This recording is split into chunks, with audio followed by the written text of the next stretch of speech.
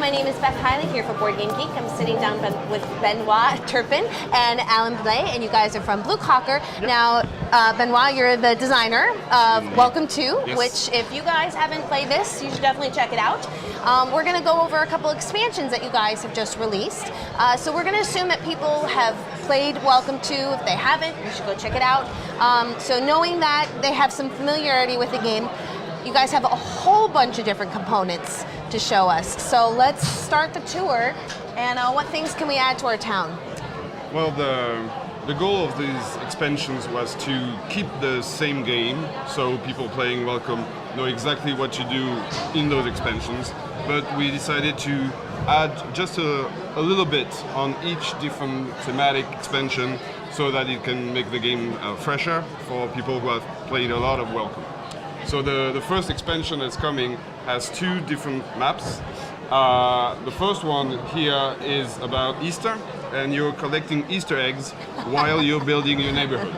And the trick is there are different eggs on the maps, and you will be using the loops on your numbers to collect them. So if you use a 6 on this number, then you can collect the little...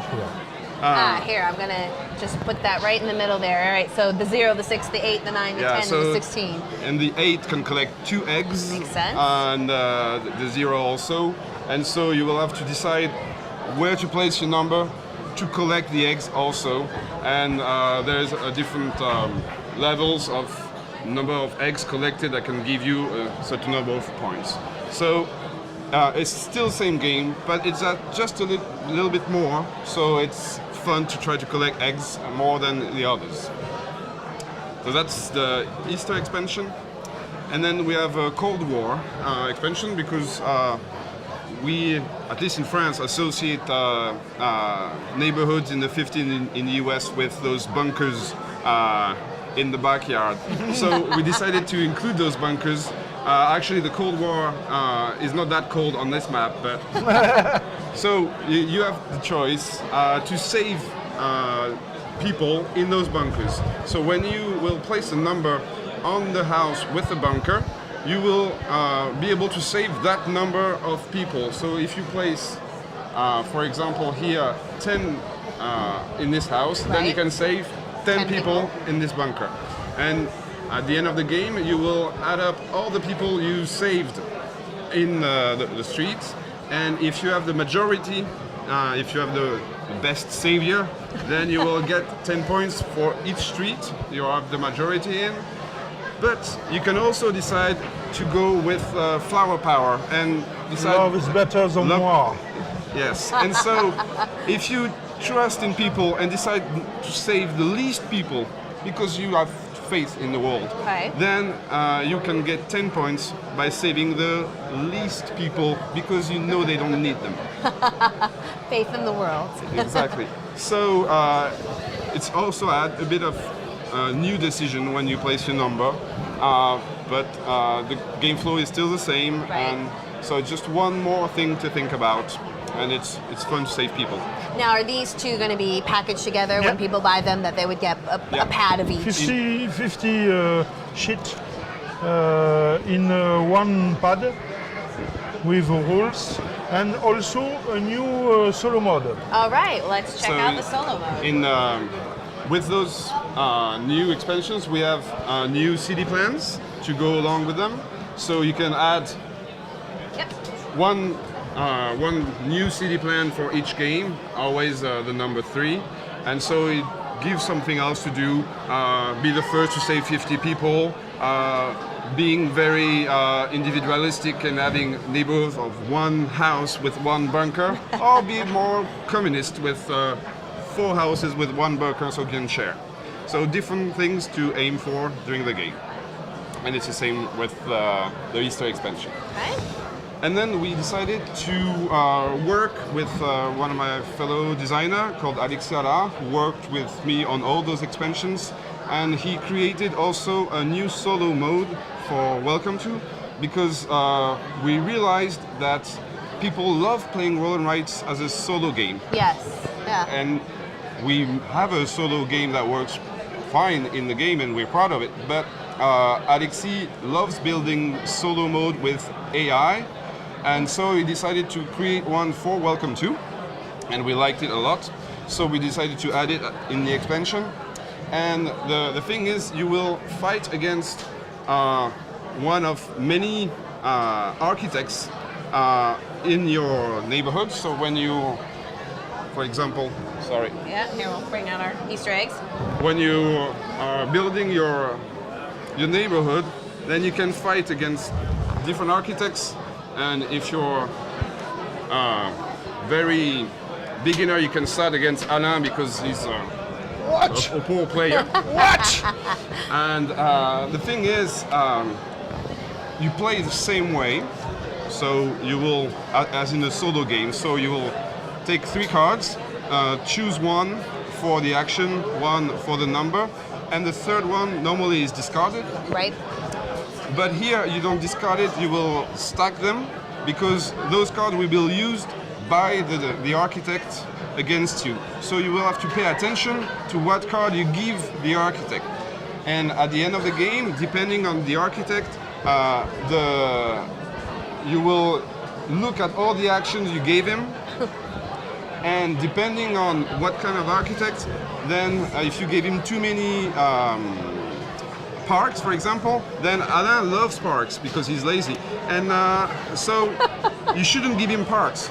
But if you play again this one, then you can give him plenty of parks because He only scores a little bit on bars. Exactly. So depending on the architects, you will have to play differently. And there are different levels of architects, so you can try to beat the first one and the second one, and at the end beat the designer if you can. And the flow of the game is the same. You just have to pay attention to the card you discard, and at the end of the game, you will score at the bottom of the sheet the different points that the architect scores, and it adds more replayability for the solo game and more decisions because it's very hard when you have 3 good cards but really don't want to discard this one because he really needs it, and so I'm gonna use it but I don't want it, and so it adds more decisions and it's very fun to play. I'm not usually a big solo player, and it was very fun to work on that and to actually play against an AI. Now, that probably seems like a lot of content. You guys have more. Yes. So that's the first expansion. Right. So so the solo mode, the Easter eggs, and the Cold War, and the cards that go with the Cold War. So that's one package. And of course, the new solo mode peuvent s'adapter à toutes les expansions. Yeah, the solo mode is compatible with all the expansions. Which makes sense. And so there are a bit of rules in each expansion that tells you how to play the solo mode with the new expansions. But then you guys have another expansion pack. So the first one come in shop in Europe in April. The second one with 2 more thematics too in June. Okay. And the third, the last one, the third one in September. Okay. So since it's for the summer, we decided to release the ice cream truck expansion because, well, who doesn't like ice cream? So the goal of the game here is to bring ice cream to the kids while building your neighborhood. So you have different ice cream trucks on the side of the street, and the goal is to bring the ice cream, but you have to do that in one turn because the truck cannot come back. So when you first place a number on one street, then the truck goes directly to that house. So if I place a number here, then I skip this house and I don't deliver the ice cream. And it's sad for the kids. So you try to use the number coming from either side, trying to collect, to give as many ice cream as you can. But also, if you are very fast delivering the ice cream and you can finish the street first, then you'll get a bonus. So there's a bit of tension between delivering all the ice cream and finishing your delivery. As fast as possible. Exactly. And so, as well, the idea was just to change one rule Right. to modify the way people are playing it. There are also 3 city plans Ice with it. cream related goals. Of course. For example, that's the grumpy neighbors where No ice cream. they don't want ice cream, so they don't want kids around, so you have to make neighbors without ice creams delivered, for example. But you can be nice and give ice cream to kids also. So that's the ice cream truck expansion. And then here we have the zombie expansion. Because, well, we are geeks also. and in the zombie expansion, you are trying to rebuild your neighborhood, but the zombies are around you and you have to build barricades to avoid getting infected. So the zombies are on either side, and in the deck we will add the 3 cards, and when one card shows up, then the zombies will move. And they will move to the first hole in the barricade. And so you have to be quick to build this barricade in order to avoid getting infected and having a Z written in your house. Which then means you can't put a number there either. Exactly. So to do that, you can use the fence action, which usually is used to build fences to create neighborhoods, but you can spend that instead to build the barricade in the house you built the fence, the number with the fence. So it's getting more difficult to create neighborhoods, but you need to do it in order to avoid being infected. Or you can go the offensive way and collect ammunitions. Because when you improve your neighborhood, you also improve your stack of ammunition, of course. And if you collect the ammo, then you will be able to spend ammunitions during the game that you have collected to stop the advancement of the horde on one street, 1 bullet for 1 street. So that can save you from getting infected. So this also, the twist was to change the way the action was used and to give a timer with the coming of the horde to eat you. And we also have, of course, city plans for using the most ammunitions because you want to kill them all or build the barricades first. All right, so that's your summer pack. Yes. So, and a turbo review here of a really quick sneak peek of your fall pack. So the fall pack works the same way. There's a trick or treat expansion for Halloween, where you will decide when you write the number in a house either to trick or treat, so to collect the ghost or the candy. And if you are it's a race to collect a certain number of ghosts or candies, because you are the only one to be able to use one of the powers here. So if you're the first to collect 6 candy, you can earn 10 points, but all the other players cannot get that bonus anymore. And for the ghost, you can play a trick on your own neighborhood to help you to build free pools or free parks or free BIS houses. So it helps you build your house, your neighborhood quicker. So here you will have to decide when to write the number to be the first to get the corn candy or the ghost.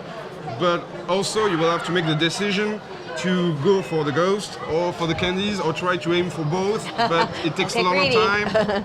So a bit of more interaction on this one with the other players. That's what we wanted to introduce with this Halloween expansion. And then holiday. And finally, for Christmas, we wanted to be nice because, well, Christmas is nice.